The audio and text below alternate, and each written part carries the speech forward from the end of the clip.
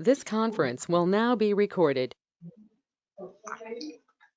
अद्य गुरुवासरः अथवा बृहस्पतिवासरः ज्येष्ठ कृष्ण सप्तमी दिनांक 1 जुलै 2021 माधव वेदांत मधुकोष्ठिका संप्राप्ति लक्षण शंखं चक्रं जलन्तां दधतमृतघटं चारुदोर्भिश्चतुर्भिः सूक्ष्मस्वच्छातिहृत्यां शुकपरिविलसन् मौलिनं भोजनेतरं तालाम्भोदोज्ज्वलाङ्गं कटितटविलसच्चारुपीताम्बराढ्यं वन्दे धन्वन्तरिं तं निखिलगतवनप्रौढदावान्निलीनं प्रौढदावान्निलीनं ब्रह्मणो हि समारब्धाम् आत्रेयाद्येषु पूजिताम् अस्मदाचार्यपर्यन्तां वन्दे गुरुपरम्पराम् आयुर्वेदरतं वन्दे माधवाख्यं महागुरुम् आयुर्वेदामृतं शिष्येभ्यो यः प्रदत्तवान् द्रष्टाज्ञानी दृष्टकर्मा कृतकर्मा तथैव च अध्यापको विश्वश्रेष्ठो महान् संशोधकस्तथा गुणैरेतैः समुदितैः यत्कार्यं प्रतनोति सः संवृद्ध्यर्थं हि कार्यस्य वयं नु प्रयतामहे सरस्वत्यै नमो यस्याः प्रसादात् पुण्यकर्मभिः बुद्धिदर्पणसङ्क्रान्तं जगदध्यक्षं विष्णुते आत्रेयं प्रथमं वन्दे आयुर्वेदजगद्गुरुम् आयुर्वेदामृतं सर्वं गृहीत्वा हि सुरेश्वरात् अग्निवेशादिकेभ्यो यत् प्रयच्छत् सत्तमः प्रथमं तन्त्रकर्तारम् अग्निवेशं नमाम्यहम्।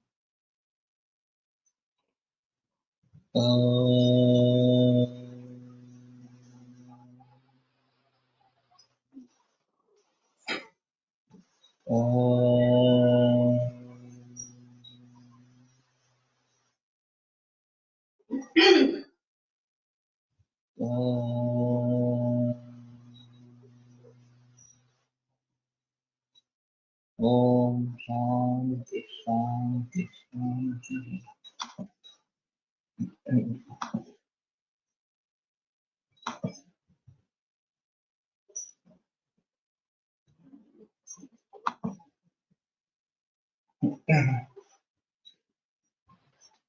यथा दुष्टेन दोषेण यथा काम विसर्गता निर्वृत्तिरामयस्यासौ संप्राप्ति जातिरागति। तो संप्राप्ति का लक्षण शुरू करते हैं। यथा दुष्टेन दोषेण यथा च अनुसर्गता अमयस्य निवृत्तिः अथवा निर्वृत्तिः असौ संप्राप्तिः जातिः आगति। तो जिस प्रकार से दोष दुष्ट हुआ है, जिस प्रकार से उसका प्रसर हुआ है, वो कहीं दूसरे स्थान पर गया है, और जिस प्रकार से उसने व्याधि की निर्मिति की है, वो सब संप्राप्ति जाति आगति इस नाम से जाने जाते हैं। संप्राप्ति माह यथा इत्यादि नाना विधा ही दोषाणां दृष्टि प्राकृति वैकृति। तो दोषों की दृष्टि बहुत प्रकार की नाना विधा इस प्रकार की होती है, प्राकृत और वैकृत। प्राकृतिक सुख साध्यस्तु वसंत शरदुद्भवः वैकृतो न सुख साध्यः। ये जो ज्वर के बारे में बताई गई है कि वात ज्वर वर्षा काल में निर्माण होना है प्राकृतिक ज्वर इस प्रकार का रहेगा, वसंत ऋतु में कफ ज्वर निर्माण होना है प्राकृतिक ज्वर इस प्रकार का रहेगा। तो वो जो दोष दृष्टि रहेगी वो प्राकृतिक दोष दृष्टि इस प्रकार की रहेगी।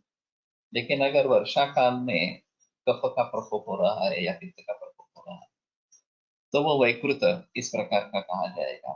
और इस प्रकार से दोषों की दृष्टि बहुत प्रकार की बहुविध इस प्रकार की होती है। अनुबंध्य रूपा व अनुबंध रूपा व। तो अनुबंध्य प्रधान है और अनुबंध गौण इस प्रकार का है। एकशाद विशोवा अलग अलग एक एक दोष का प्रकोप हो या दो का हो या फिर उससे भी ज्यादा 3 दोषों का प्रकोप इस प्रकार की स्थिति हो।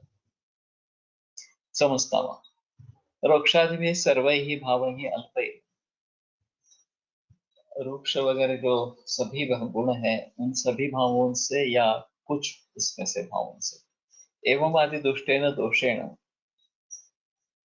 इस प्रकार के दुष्ट दोषों के द्वारा या आमय से रोग से निर्वृत्ति उत्पत्ति, जो आमय या रोग की उत्पत्ति, सा संप्राप्ति संप्राप्ति उच्यते, उसको संप्राप्ति कहते हैं।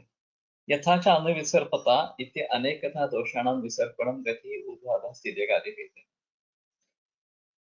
तो दोषों का विसर्पण अनेक प्रकार का है, ऊर्ध्व गति, अधोगति, तिर्यक गति वगैरह वगैरह इस प्रकार से। तो तथा विसर्पता संसर्पता संप्राप्ति पर्याय आह शास्त्र व्यवहारार्थम दक्षिणार्थम च जाति ही आगति ही। तो शास्त्र में व्यवहार के लिए और लक्षण के लिए उनके पर्याय कहते हैं जाति और आगति। जात्यादि शब्द ही अभिधीयते सा संप्राप्ति। तो जात्यादि शब्दों से जो कही जाती है वो संप्राप्ति कहलाती है। जाति है आगति इत्यर्थः जन्मापि ज्ञान कारण अजातस्य ज्ञानाभावात् इत्याह भट्टारविचन्द्रः। तो जाति जन्म व्याधि का, ये भी व्याधि का ज्ञान का कारण होता है। अजातस्य ज्ञानाभाव, जो निर्माण ही नहीं होता उसका ज्ञान होने का संभव इस प्रकार का नहीं है। इत्याह भट्टारविचन्द्रः।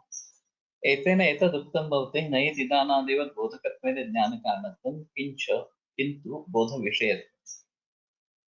तो इससे ये स्पष्ट होता है कि ये निदान आदि व्याधि का ज्ञान करने वाला बोधक इसलिए ज्ञान कारण है, किंतु बोध का विषय है क्योंकि वो निर्माण होता है व्याधि, इसलिए उसका ये विषय रहेगा इस प्रकार से।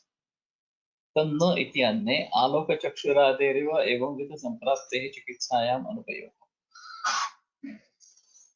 तो दूसरे लोग उस मत का खंडन करते हैं कि आलोक चक्षुरादे है वो प्रकाश और चक्षु, ये चक्षुरिंद्रिय के द्वारा ज्ञान का कारण इस प्रकार के हैं। तो इस प्रकार की अगर केवल व्याधि का जन्म होता है इसलिए व्याधि का ज्ञान होता है ऐसा मानते हैं तो चिकित्सायाम अनुपयोगा, तो चिकित्सा में उसका कोई उपयोग नहीं। न चास्ति नियमा जातमेव विज्ञायते इति अजातस्य व्याधेः निदानपूर्वरूपाभ्यां दृष्ट्यादेरिव मेघादिना एवं विध संप्राप्ते न्यायमानत्वम्। और ये भी नियम नहीं है कि जिसका जन्म नहीं हुआ उसका ही ज्ञान होता, जब जन्म हुआ उसका ही ज्ञान होता है। अजातस्य व्याधे है, जो व्याधि अभी निर्माण नहीं हुआ है उसका भी पूर्व रूप या निदान के आधार पर वृष्ट्यादेरिव मेघादिना न्यायमान, कि मेघ आगम होने से वृष्टि होने वाली है ये ज्ञान हो जाता है। अतः जातम इति जन्मावच्छिन्नम् उच्यते वृष्ट्यादिकं च भविष्यत् जन्मावच्छिन्नमेव। यस्य पुस्तु कालत्रयेऽपि जन्म नास्ति तत् न ज्ञायते एव तथापि न व्याधि जन्म संप्राप्ति। तो जात जो है वो जन्मावच्छिन्नम जातम, इस प्रकार की अगर उसकी व्युत्पत्ति करते हैं तो वृष्ट्यादिकं च भविष्य जन्मावच्छिन्नमेव, वृष्टि वगैरह जो है वो भविष्य में उत्पन्न होने वाले इस प्रकार के हैं, जन्मावच्छिन्न है। यस्य तो कालत्रयेऽपि जन्म नास्ति, जिसका किसी भी काल में जन्म संभव ही नहीं है इस प्रकार से, तन्न ज्ञायते एव, तो उसके बारे में पता नहीं चलता। तथापि न व्याधि जन्म संप्राप्ति जन्मोद आलोक चक्षुरादेरपि व्याध्यत्वाच्यत्वापत्तेः तैर्विनापि ज्ञानाभावः। फिर भी व्याधि जन्म संप्राप्ति नहीं है, जन्मवद आलोक चक्षुरादेरपि वाच्यत्वापत्तेः। आलोक चक्षु वगैरह ये भी व्याधि ज्ञान का कारण है ऐसा कहना पड़ेगा, क्योंकि वो नहीं होगे तो हम देखेंगे ही नहीं, देखेंगे ही नहीं तो चक्षुरिंद्रिय के द्वारा लक्षणों का वगैरह ज्ञान जो है वो नहीं होना है इस प्रकार से। तो उसको भी फिर हमें व्याधि ज्ञान का उपाय, ज्ञान का कारण समझना चाहिए। तैर्विना भी ज्ञानाभावात्, क्योंकि उसके बिना भी ज्ञान होता नहीं है। तस्मात् दोषित कर्तव्यतोपलक्षितं व्याधिजन्यः संप्राप्ति न तो केवलं जन्म इति भट्टारहरिचन्द्राभिप्रायः। और इसलिए दोषेति कर्तव्यता उपलक्षित व्याधि जन्म यह संप्राप्ति है। तो दोष इति कर्तव्यता यानी कि दोष का व्यापार, उससे उपलक्षित जिस व्याधि का जन्म है वो संप्राप्ति कहेगी, केवल जन्म नहीं कहेगी। ये भट्टारकचंद्र का विचार। वाग्भट्टेनापि यथा दुष्टेन इत्यादि वदता विशिष्टमेव व्याधि जन्म संप्राप्ति रूपता। और वाग्भट ने भी यथा दुष्टेन ये जो व्याधि जन्म के पूर्व उसके जो विशेषण लगाए हैं, इसके आधार पर विशिष्टमेव व्याधि जन्म संप्राप्ति युक्ता, विशिष्ट व्याधि जन्म ही संप्राप्ति बताई।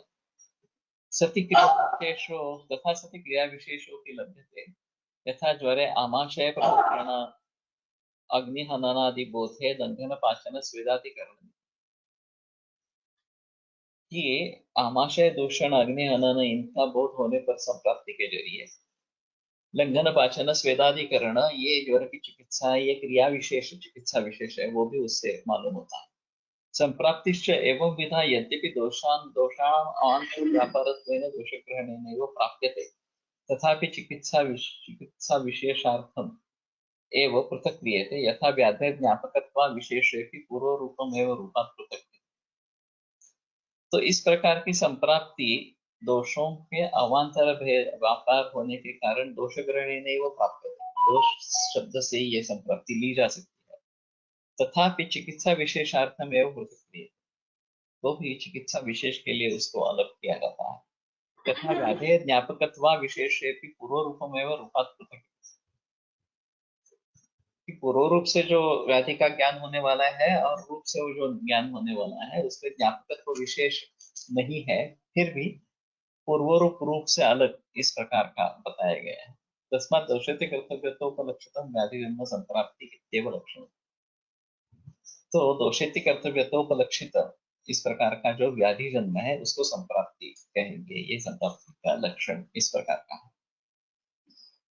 अब ये मुद्दा निदान में जब हम पढ़ रहे थे तो उसमें भी स्थिति कर्तव्यता को रोगोत्पादक हेतु निदान, ये जो व्याख्या निदान की गई, इसमें व्याधि जन्म अगर संप्राप्ति है तो दोषो व्यापार जो है वो कारण में समा जाएगा। लेकिन जिनके मत में ये संप्राप्ति का हिस्सा है तो दोषेति कर्तव्यता भी व्याधि का कारण बन जाती है, उसके लक्षण अतिव्याप्त हो जाता है निदान का, रोग व्याधित्पादक हेतु निदान, ये अगर लक्षण करेंगे तो, और उस अतिव्याप्ति को टालने के लिए स्थिति कर्तव्यता को रोगोत्पादक हेतु निदान, इस प्रकार की व्याख्या वहां पे की गई।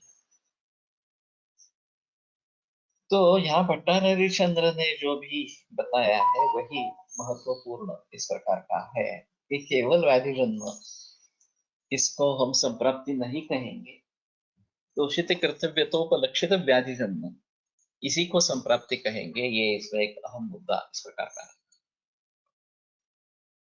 फिर भी केवल व्याधि जन्म संप्राप्ति ये मत काफी प्रचलन में रहा है, तो ऐसा क्यों, ऐसा मैंने सोचने की कोशिश की थी। तो जैसे ये 19वें अध्याय में, चरक सूत्र स्थान 19वें अध्याय में संख्या संप्राप्ति सभी रोगों की बताई गई है, और चरक जैसा ग्रंथकार केवल संख्या संप्राप्ति बताने के लिए एक अध्याय लिखता है, ये थोड़ा अजीब है। तो उसका मतलब ये है क्योंकि आगे हम ज्वर में जाएंगे, पांडु में जाएंगे तो अष्टौ ज्वरा पंच पांडु रोगा ये तो सामने आ ही जाएगा, यहाँ अलग लिखने की क्या जरूरत है। तो कहने का तात्पर्य अर्थ ये है कि ये आरंभवाद है, और व्याधि जन्म होना यानी दोषाधिकार छूट कर व्याध्यधिकार शुरू होना, ये एक अहम चीज है। तो फिर उस व्याधि के प्रकार, उसकी अवस्थाएं वगैरह वगैरह ये सब हमें लागू हो जाते हैं और दोषाधिकार छूट जाता है। तो इसीलिए व्याधि जन्म हुआ ये भी एक अहम मुद्दा है कि जिसके लिए ज्यादा बहस करनी पड़ेगी, जिसके ऊपर ज्यादा जोर देना पड़ेगा, और फिर व्याधि की चिकित्सा किस प्रकार से करनी है उसके बारे में सोचना पड़ेगा। तो जिन व्याधियों के बारे में ग्रंथों में वर्णन है, ज्वर है, पांडु है, कास है वगैरह, उन सभी के बारे में ये थोड़ा सा आसान इस प्रकार का होगा, क्योंकि संप्राप्ति वहां पे लिखी गई है।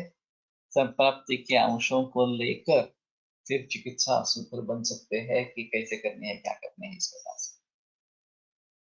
लेकिन सिंड्रोम पहले आते रहते हैं और सिंड्रोम्स के बाद कुछ एस्टेब्लिशमेंट हो जाती है किसी व्याधि की, इस प्रकार।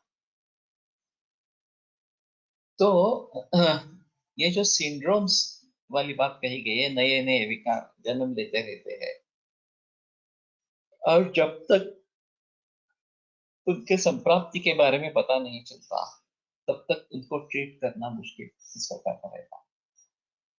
और ये सिलसिला बरसों से चला आ रहा है।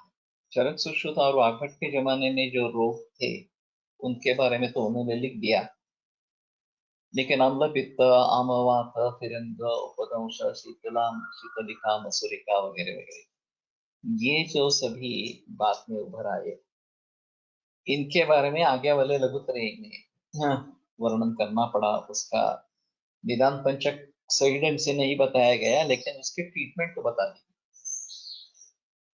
तो लंघनम स्वेदम तिक्त दीपनानि कटुनि च, ये आमवात में चिकित्सा करनी है, ये कहाँ से आया वास्तव में?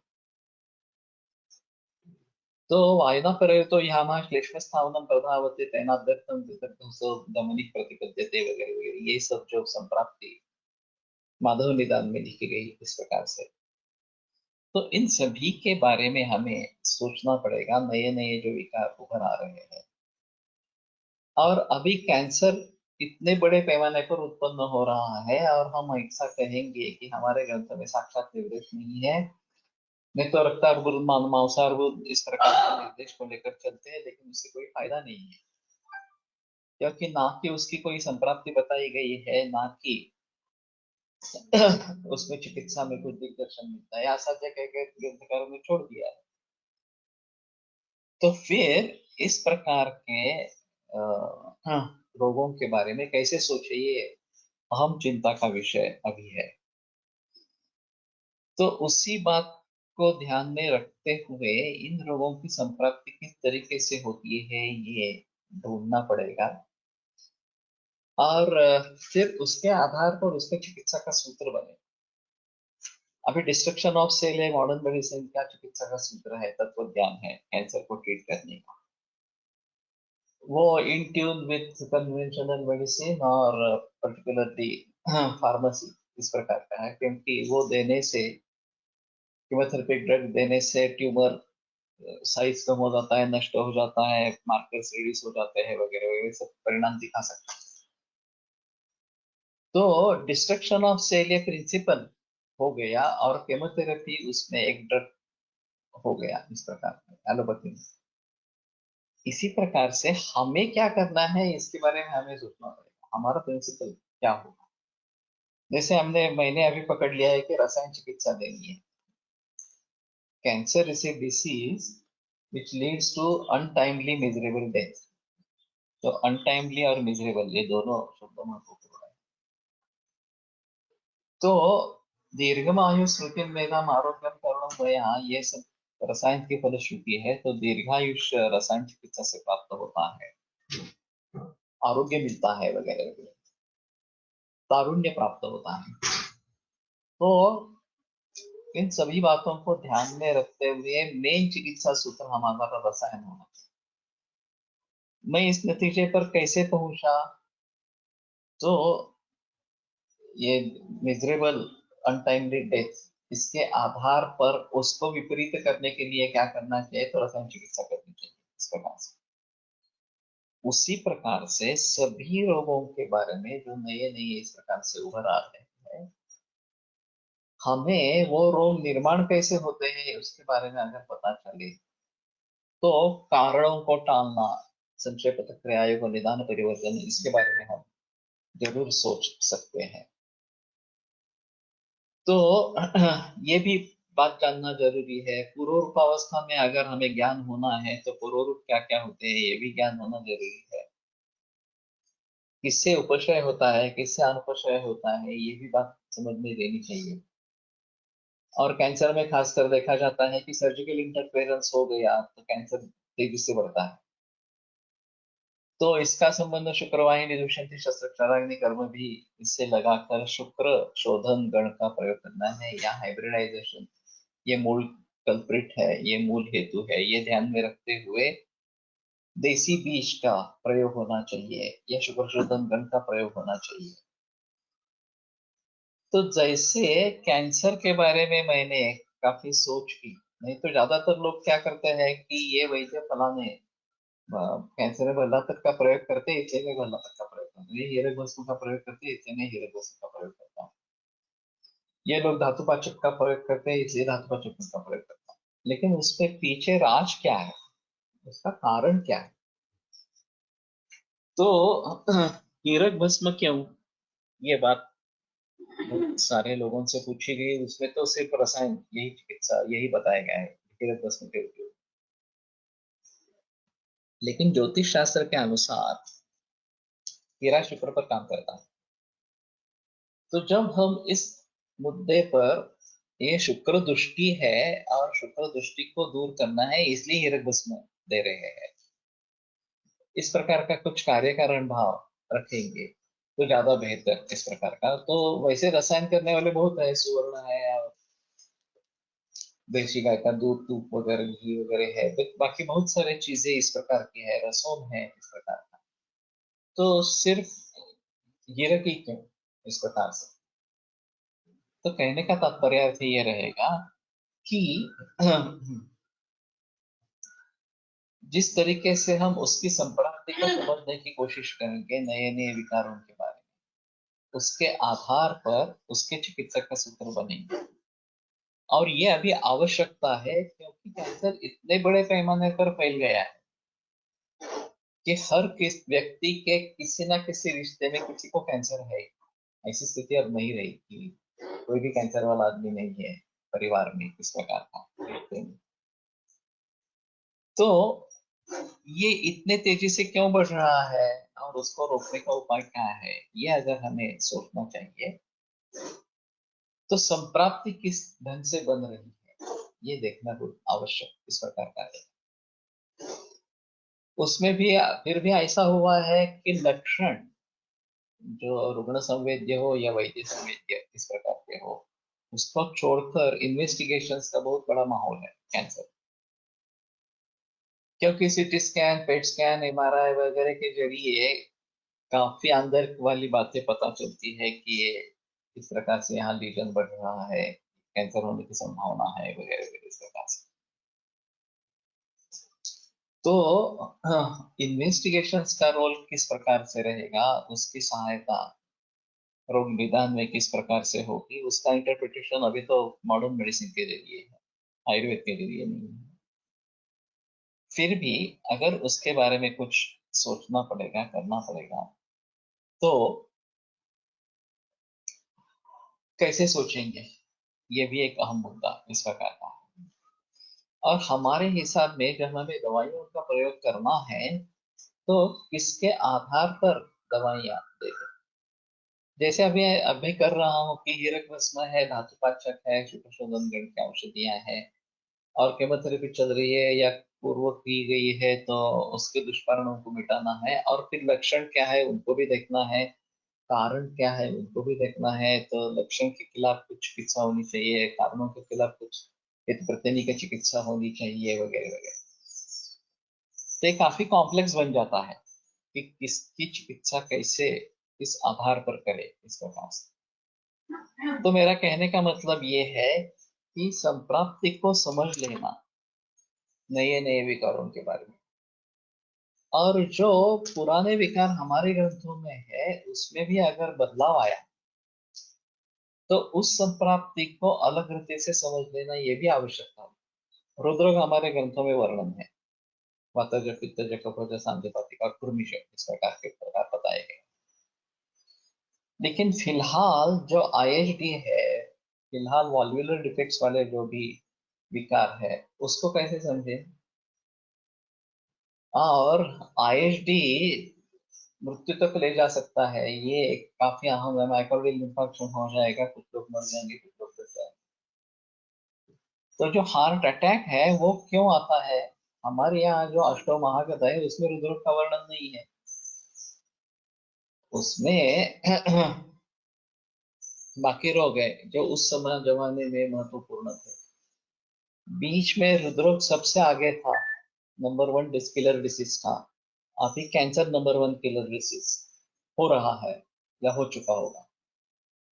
लेकिन फिर भी आईएचडी को हमें अलग रीति से समझना चाहिए। अभी ये जो स्रोतरोध की बात की जाती है, कोलेस्ट्रॉल वगैरह, वो थ्योरी कितनी चालू रहेगी बंद पड़ेगी मालूम नहीं है उसके बारे में।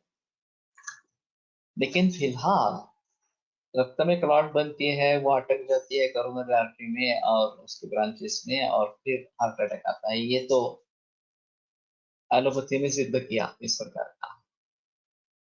अब उसको आयुर्वेद की दृष्टि से देखकर ये प्रॉब्लम, रक्त में विस्कोसिटी बढ़ गई है क्या, वो बढ़ी है तो कैसे समझे उसको, विस्कोसिटी को, ये भी एक अहम मुद्दा इस प्रकार का रहेगा। ये तो सभी का एक्सपीरियंस शुरू कर देते हैं, विस्कोसिटी बढ़ी ही है ऐसा समझ, वो भी गलत है। लेकिन फिर भी अगर हमारे हिसाब में आम हो, मेद हो, कफ हो, इनके जरिए ब्लड की विस्कोसिटी बढ़ रही है और फिर उसके जरिए ये हार्ट अटैक जैसी कंडीशन हो रही है, तो हमें उन सभी के बारे में सोचकर क्या दवा देनी है इसके बारे में सोचना पड़ेगा। या फिर ये चिंता वगैरह इस प्रकार के जो कारण है, परिहार्य विशेषण मानस दुख है दवा, ये जो बात हृदय के बारे में चरकाचार्य ने बताई है, उनके बारे में ज्यादा खबरदारी लेनी है। तो कहने का तात्पर्य अर्थ ये है कि जिन संप्राप्तियों के बारे में, जिन रोगों के बारे में हमारे ग्रंथों में वर्णन है, उसको तो हम भली भांति उसी प्रकार से लेते जाएंगे और उसी प्रकार से उसकी चिकित्सा जो ग्रंथों में दी गई है। लेकिन उसमें भी अगर अभी परिवर्तन आया है, नए विकार उभर आ रहे हैं जो नाम सादृश्य है, लेकिन असल में विकार अलग है, जैसे का अभी का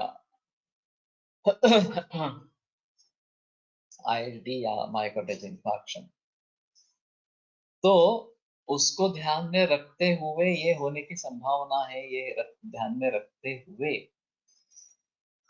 हमें उसकी चिकित्सा करनी है। या वॉल्वुलर डिफेक्ट्स है, उसको किस प्रकार से ट्रीट करना है, ये हमारे हिसाब में तो कहीं बताया नहीं गया है इस प्रकार से। और श्वासकुचरता, ये जो प्रधान लक्षण हृदरोग में पाए जाते हैं, उसके बारे में ज्यादा जिक्र नहीं है। वो थोड़ा ढूंढना पड़ता है कि हाँ श्वास को ले सकते हैं हृदरोग में इस प्रकार से, लेकिन ये यही अहम सिम्टम है एलोपैथी में। और फिर ज्यादातर निदान जो होता है वो इन्वेस्टिगेशन के जरिए होता रहता है, और ट्रीटमेंट ज्यादातर मैकेनिकल है, ट्रीटमेंट मेडिसिनल नहीं है इन सभी में, चाहे वाल्वुलर डिफेक्ट हो चाहे आईएचडी हो। ट्रीटमेंट जो है वो मैकेनिकल है। या फिर ये जो कंजेनाइटल विकृति हो जाती है कि होल है इसमें एट्रियम में, वेंट्रिकल में, एएसडी बीएसडी इस प्रकार से, तो उसको भी एलोपैथी में सोचते हैं तो यही सोचते हैं कि ठीक है सर्जरी करवानी है, ये तो मैकेनिकल प्रॉब्लम हो गया इस प्रकार से। तो इन सभी के बारे में हमें कैसे सोचना है, क्योंकि सुश्रुताचार्य कहते हैं कि जिसमें सर्जरी की आवश्यकता है उसमें औषध दे सकते हैं, लेकिन जिसको औषध ही देना है उसमें सर्जरी कभी नहीं करनी, ऐसा सुश्रुताचार्य का स्पष्ट निर्देश। और एलोपैथी बिल्कुल उल्टा चली जा रही है कि जो मेडिसिन उनके लिए फेलियर में है, जिसके लिए कुछ मेडिसिन नहीं दे सकते हैं, उनको सर्जरी टेक ओवर कर रही है, और ये समझते हैं कि ये सर्जरी में बहुत अच्छी तरक्की की गई है। Knee replacement, kidney transplant, heart transplant, liver transplant, bone marrow transplant, ये सभी उसी के नतीजे हैं, इसी विचार से नतीजे। तो मूल रूप से ये क्यों हो रहे हैं ऐसा अगर हम समझ पाएंगे तो शायद बात बने। वैसे एनीमिया, आयरन डेफिशिएंसी एनीमिया, तो हम समझ सकते हैं, हमारे ग्रंथों में बहुत सारे आयरन वाले योग है, लोह है, मंडूर है, सुवर्णमाक्षिक है वगैरह इस प्रकार। लेकिन अप्लास्टिक एनीमिया है या बाकी भी इस प्रकार के एनीमिया है, तो उनको कैसे समझेंगे? पांडु रोग से उनकी संप्राप्ति कुछ अलग इस प्रकार की होगी। केवल पांडु रोग की संप्राप्ति में उसके उत्तर मिलेंगे ही ऐसा नहीं बता सकते। तो हमें उनके संप्राप्तियों के अंशों को समझना चाहिए और फिर उसके आधार पर उसकी चिकित्सा करनी है। इसमें यथा दुष्टेन दोषेण ये जो बात बताई ये बहुत अहम बात है कि किस प्रकार से दोष की दृष्टि होगी। किम आहारेण प्रकृता वायु, किम विहारेण किम नग्ना शिशिरेण वृक्षेण वा, ये जो बात चरकाचार्य ने विमान 8वें अध्याय में कही है कि आहार से प्रकृत हुआ है, विहार से प्रकृत हुआ है, वृक्ष लघु शीत किन गुणों से जरिए प्रकृत हुआ है, और फिर उसके कारण हमें मिलने चाहिए वहां पे। हम जब केस टेकिंग ले लेंगे तो उसमें ये वृक्ष गुण का है, इससे इस प्रकार का वात प्रकोप हुआ है, ये शीत गुण का है, इससे इस प्रकार का वात प्रकोप हुआ है वगैरह। तो इन सभी बातों को हम भली भांति समझेंगे तो शायद एक बात हो सकती है कि नए विकारों के बारे में हम कुछ कर सकते। तो पूर्णतः नवीन विकार एड्स जैसी बीमारी है। अभी 10-15 बरस पहले जब एड्स शुरू में दाखिल हुआ और कुछ वैद्यों के पास एड्स के मरीज आए, इसमें भी दो तरीके थे। एक HIV पॉजिटिव है, सिर्फ एड्स के लक्षण नहीं है, और दूसरे में एड्स के लक्षण दिख रहे हैं और HIV पॉजिटिव तो है ही लेकिन एड्स के लक्षण भी दिख रहे हैं इस प्रकार से। तो उस समय में काफी बहस हुई थी कि कैसे इसको ट्रीट करना है, क्या करना है वगैरह। राजयक्ष्मा से जीते जीते लक्षण है, फिर भी साहसं वेग संवरोधा स्नेहोजस शुक्रोजस स्नेह संशय अंतपान विधि त्याग सत्यत्वार से, ये जो बात बताई गई इसमें शुक्र क्षय के बारे में बताया गया। लेकिन ये सेक्सुअली ट्रांसमिटेड डिसीज HIV है, तो यहाँ केवल व्यवहार ये हेतु नहीं है, अयोग्य व्यवहार ये हेतु है इस प्रकार। अब ये जो वायरस है उसके बारे में हम क्या सोचेंगे, ये बड़ा सवाल उठता है। अभी पैंडेमिक है, कोविड-19 है, वायरस है, म्यूटेट हो रहा है, इन सभी के बारे में हम कैसे सोचेंगे? लक्षण समुच्चय के आधार पर हमने कफवात ज्वर या कुछ ऐसा कुछ निदान कर दिया, कास निदान कर लिया, श्वास निदान कर लिया वगैरह, तो उसके आधार पर चिकित्सा देने की कोशिश। लेकिन सिर्फ इससे बात बनती नहीं है। इसके पीछे एलोपैथी के हिसाब से ये जो कारण है कोविड-19, ये वायरस इस प्रकार का, तो उसको हम देखेंगे या नहीं देखेंगे, ये बड़ा सवाल इस प्रकार। उसको उसके बारे में सोचेंगे या नहीं सोचेंगे। अभी एलोपैथी वाले तो कहेंगे कि नहीं, उसके बगैर नहीं हो सकता। अगर कोविड-19 नेगेटिव है, सांस श्वास वगैरह लक्षण है, लंग फाइब्रोसिस भी है, तो उसका निदान अलग हो जाएगा, कोविड-19 नहीं कहता है। मैंने अच्युत जोशी से बहस की थी कि ये जो बैक्टीरिया है जिनके जरिए टीबी इस प्रकार का डायग्नोसिस हो गया, तो बोले लेकिन उनके बगैर टीबी नहीं होगा ना। अगर ये माइकोबैक्टीरियम पॉजिटिव नहीं है तो टीबी नहीं होगा, वो किसी दूसरा इन्फेक्शन कहा जाएगा। अगर ये प्रेजेंट है, टीबी का बैक्टीरिया प्रेजेंट है, तो निस्संशय ये टीबी है हमारे हिसाब में। और फिर उसके लिए जो चिकित्सा बताई गई है, 2 ड्रग्स से लेकर अभी 7-8 ड्रग्स तक कुछ चिकित्सा इस प्रकार की है, तो वो देनी चाहिए irrespective of the condition of the patient वगैरह, देना ही है। उसके अगर साइड इफेक्ट्स होते हैं तो साइड इफेक्ट्स की ट्रीट करते रहना चाहिए। लेकिन एक बार कॉक्स है ऐसा डायग्नोसिस हो गया तो फिर आपको टिकट देनी ही है इस प्रकार से। तो ये बड़ा अजीब माहौल इस प्रकार का है। हमारे जो 4 हेतु बताए गए अन्नपान विधि त्याग से वहां उन हेतुओं से अलग हेतु इसमें दिखाई दिए है। और फिर उनको अगर हम नजरअंदाज करते हैं, ध्यान में लेते ही नहीं है, तो भी मुसीबत हो। तो ये बात समझ लेने की बहुत जरूरी है। क्या और टीबी वापस आ गया HIV के जरिए, ये समझ रहे थे कि हमने टीबी पर काबू पा लिया है, बस एंटीबायोटिक्स आ गई और टीबी पर काबू पा गए। वैदिक सत्ता, ये जो आनंद नाडकर्णी की किताब है, उसने शुरू में ही उसके बारे में उन्होंने लिखा है कि टीबी का निदान होने के बाद टीबी की दवाइयां जब तक बाजार में उपलब्ध हुई, तब तक टीबी का ऑकरेंस रेट 75% से 12% इतना नीचे आ गया दवाइयों के आने के पहले ही। और केवल अमेरिका की समृद्धि यही उसका कारण था, टीबी काबू में आ गया। तो इस बात को भी हमें ध्यानपूर्वक देखना है। अन्नपान विधि त्याग, ये जो कारण इसमें बताया गया है, वो अगर हम दुरुस्त करेंगे, अन्नपान विधि अच्छे तरीके से करेंगे, तो टीबी पर काबू पा सकते हैं। ऐसा हमारे हिसाब में जो राजा एक्ष्मा है उसके ऊपर काबू पा सकते हैं। अब ये मुद्दा रहता है कि उन्होंने टीबी डायग्नोसिस किया, तो हमें भी राजा एक्ष्मा मानकर ही चलना है या कुछ हमारा निदान अलग हो सकता है। तो ये बात ध्यान में रखनी है कि हमारा निदान अलग भी हो सकता है। उनके हिसाब से वो डायबिटीज लेवल कर दिया तो हमारा निदान निस्संशय प्रमेय ही होना है, ऐसा बिल्कुल नहीं। तो हमें हमारी दृष्टि से देखना है, हमारे निदान पंचक के जरिए देखना है उसका निदान क्या होगा। और यथा दुष्टेन दोषेण, ये बात बहुत गंभीर है।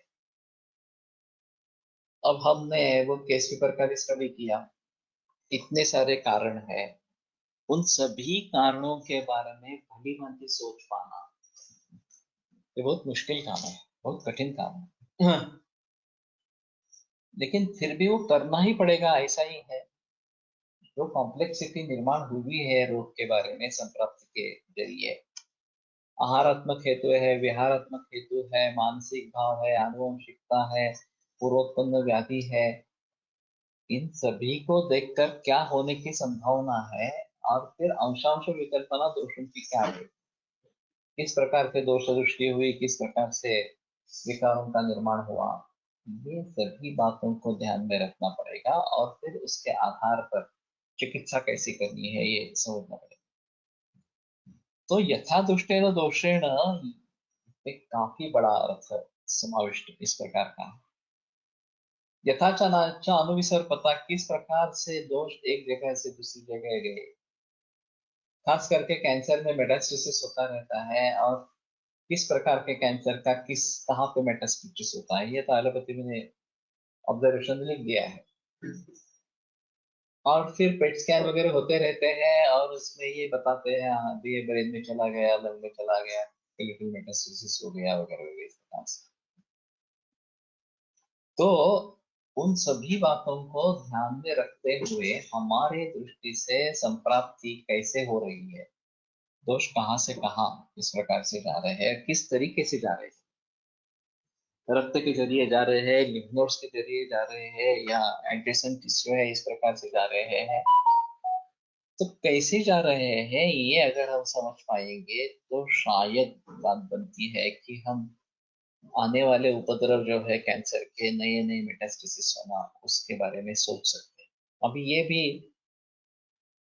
बात स्पष्ट हो गया एलोपैथी में कि केमोथेरेपी देने से ब्रेन में मेटास्टेसिस होता है। तो जिनको केमोथेरेपी चालू है उनको ब्रेन मेटास्टेसिस रोकने के लिए हम क्या कर सकते हैं उसके बारे में सोचें, क्योंकि लोग केमोथेरेपी लेने ही वाले हैं और बाद में पूरे बिगड़ने के बाद हमारे पास आने वाले हैं। तो शुरू से ही अगर हम इसके बारे में सजग रहेंगे कि ब्रेन में टेस्टोस्टेरोन होने की संभावना है, तो उसको कैसे टाला जा सकता है। तो कहने का तात्पर्य अर्थ ये रहेगा कि किस प्रकार से दोष दृष्टि हुई है। अगर हम ये हाइब्रिडाइजेशन की बात नहीं समझते और हाइब्रिडाइजेशन में वो निर्बीज किया जाता है, ये सबसे अहम मुद्दा है। सिर्फ हाइब्रिडाइजेशन एक कल्प्रिट नहीं है। सीड कंपनियां जो बेचती है वो उन्हें हर बरस वो बेच सके, इसलिए वो निर्भीक बनाया जाता है। और इस प्रकार से शुक्र धातु का उपगम हो जाता है बीज, ये फसल जो है उसके बीज के बारे में। और अगले जो बीज उसमें में आएगा वो इनफर्टाइल हो जाएगा, उस वो बोने से कुछ नहीं होगा। तो बीज हर बरस औषध ये सीड कंपनी से खरीदनी है, ये चालबाजी है। और इसको जब अगर हम समझते नहीं है भली भांति, तो मुश्किल होगी। तो हम ऑर्गेनिक खाने के बजाय नैसर्गिक खाने के लिए बताएंगे। ये अगर बात ध्यान में आती है तो लोगों को बता सकेंगे कि नैसर्गिक ही खाना खाओ, ऑर्गेनिक भी मत खाओ। जिसमें हाइब्रिडाइज सीड्स है, देसी बीज का ही खाना जो है वो उपयुक्त इस प्रकार का रहेगा और पूरे समाज को वही खाना है। और एक 50 बरस पहले ऐसी स्थिति थी। कैंसर पिछले 50 वर्षों में इतना क्यों बढ़ गया, तो उसका सीधा आंसर इस प्रकार की खेती में है। तो कहने का तात्पर्य अर्थ यह है कि किस प्रकार से दोष की दृष्टि हुई है, उसको ध्यान में रखते हुए अभी के जो विकार है उनके मॉडर्न के हिसाब से क्या कारण हो सकते हैं, लाइफस्टाइल में किस प्रकार के चेंजेस आ गए हैं, ये देखना बहुत जरूरी इस प्रकार का है। और आहार संभव वस्तु रोगाश आहार संभव, आहार से ही शरीर बनता है, आहार से ही रोग बनते हैं। तो हिताहित विशेषाच प्रवृत्ति सुख दुखयो हो, हिताहित विशेष के आधार पर सुख और दुख इस प्रकार से प्राप्त होते हैं। तो इस बात का ध्यान रखते हुए हमें जो भी नए नए विकार है उनके सभी कारणों को जानना जरूरी है इस प्रकार का। तो ये सभी कारण कैसे समझ में आएंगे, ये भी एक अहम मुद्दा है। अभी जो लोग ऑर्गेनिक ही खा रहे हैं या फिर नैसर्गिक ही खा रहे हैं, उनको भी अगर बीमारी होती है तो क्यों होती है।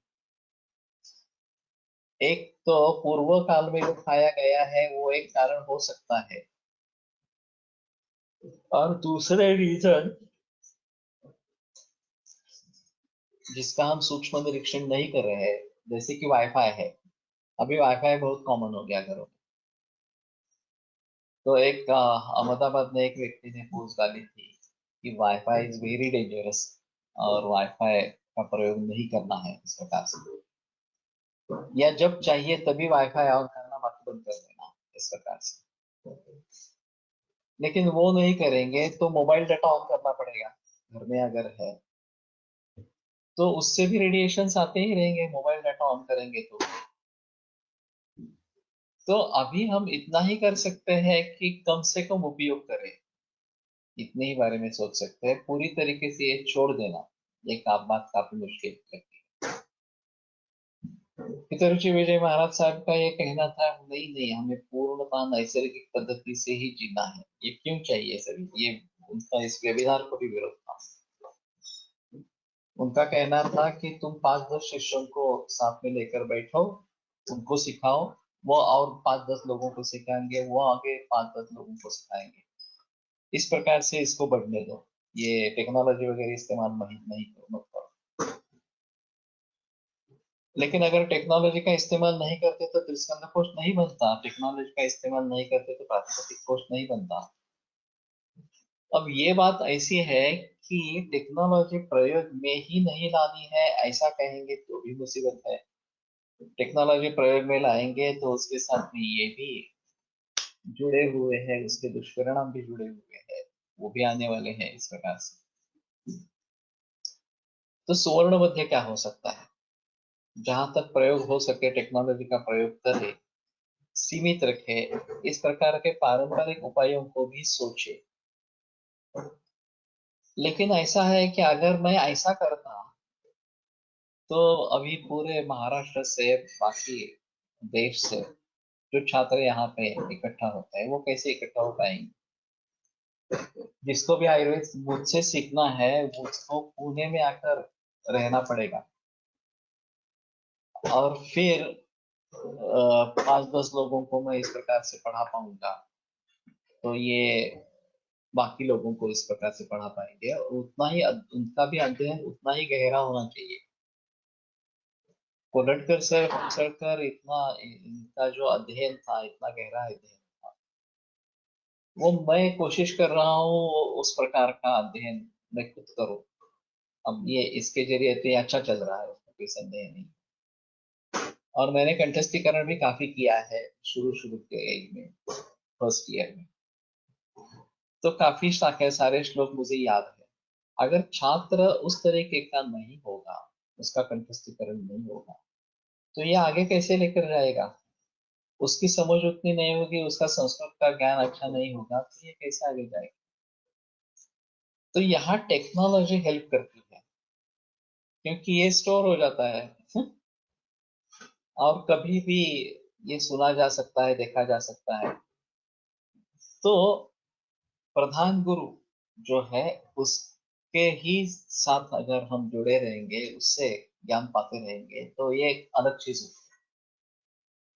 और अभी टेक्नोलॉजी के जरिए उनके न होने के बाद भी ये टेक्नोलॉजी के जरिए तो चलता रहेगा इस प्रकार।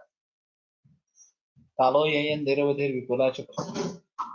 काल निरवधि है और पृथ्वी भी विपुल है, इस प्रकार से उत्पत्ति से ममत्व समान होगा, मेरे जैसा कोई उत्पन्न होगा भविष्य में जो इसका भली भांति प्रयोग उपयोग कर सकेगा। तो मैं समझता हूँ कि अद्यतन जो विकार है उनके बारे में हमें कुछ लेना देना नहीं है, हमसे हम हमारे ग्रंथ पढ़ते रहेंगे और उनके बारे में कुछ देखने की वगैरह जरूरत ये मैं नहीं मानता। नहीं तो ये हाइब्रिडाइजेशन और ये सभी बातें आती ही नहीं। इनके बारे में पता चल गया और इसीलिए ये निदान में परिवर्तन आ गया कि हाँ ठीक है, हमें बताना है कि केवल ऑर्गेनिक या नैसर्गिक ही खाना खाना है, देसी गाय का ही दूध लेना है, क्योंकि देसी गाय के और देसी गाय के दूध में काफी अंतर इस प्रकार का है, वो तो पूरा बेकार इस प्रकार का है, दूध कहने के लायक ही नहीं है। तो इन बातों के बारे में अगर हमें पता नहीं चले तो हम कैंसर जैसे रोगों की चिकित्सा कैसे करेंगे, ऑटो इम्यून डिसऑर्डर्स की चिकित्सा कैसे करेंगे? तो कहने का तात्पर्य अर्थ ये है कि हमें इन सभी के बारे में जानकारी होना बहुत जरूरी है इस प्रकार का। केवल हमारे ग्रंथों के ऊपर हम निर्भर नहीं रह पाएंगे, और जितने जल्दी हम इसके बारे में सोचेंगे उतना अच्छा इस प्रकार का रहेगा। तो मेरा स्पष्ट रूप से मत है कि बाबा वाक्यम प्रमाणम इस प्रकार से केवल ये करते रहने से पिंडदान इत्यादी कर्म करताना दरवर्षी आणखी घातली जाते, यावरून रेडिएशनचा त्रास टाळण्यास गर्भासनावर बसण्यास वाचण्यात आहे, आसनाबद्दल ही विचार करणे अपेक्षित सही है, करना है इस प्रकार से। इसमें रेडिएशन या किसी दूसरे चीज के बारे में अगर हम उसके दुष्परिणाम को कम कर सकते हैं तो भी बेहतर है। तो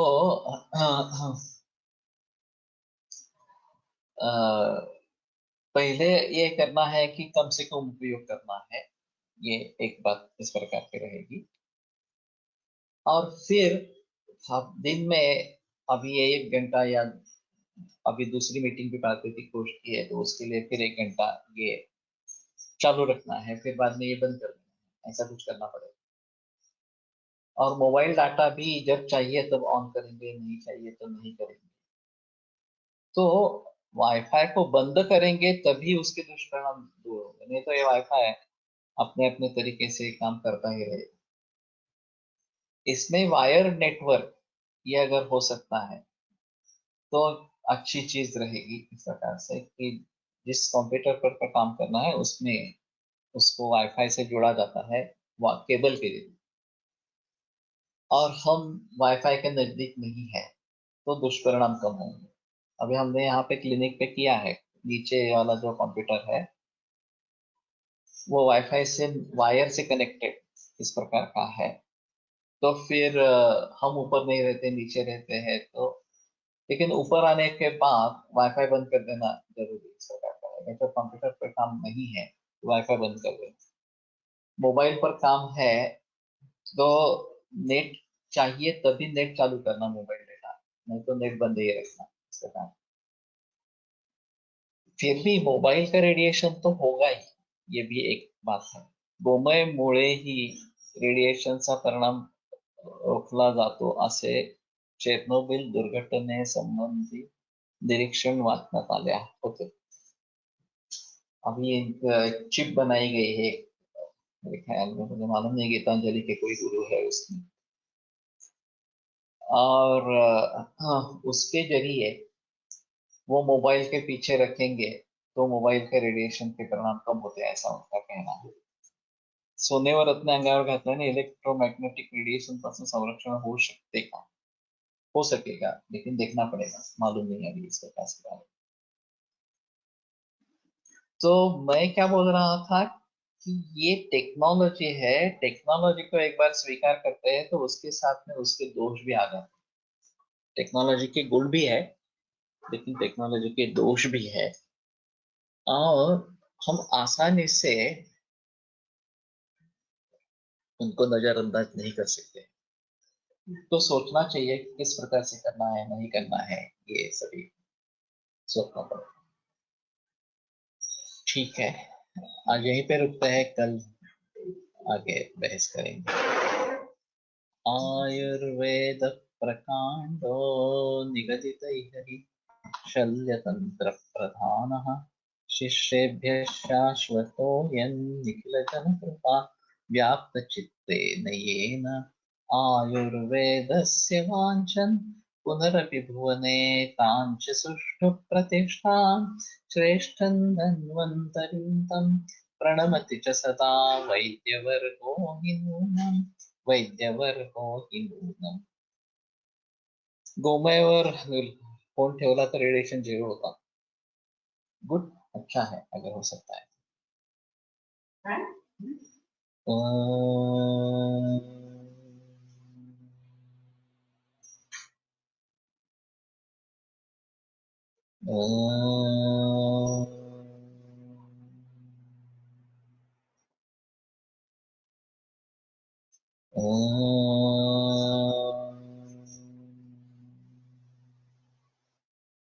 ओम शांति शांति शांति। विरम्यते व्याख्यान स्वाहा पुनर्विचार। अभी जो मुक्त का माहौल है वो 1 महीने तक एक्सटेंड कर दिया है, तो अभी भी लोगों को बताते रहे इसके बारे में ताकि ज्यादा से ज्यादा लोग इसमें जुड़ जाए।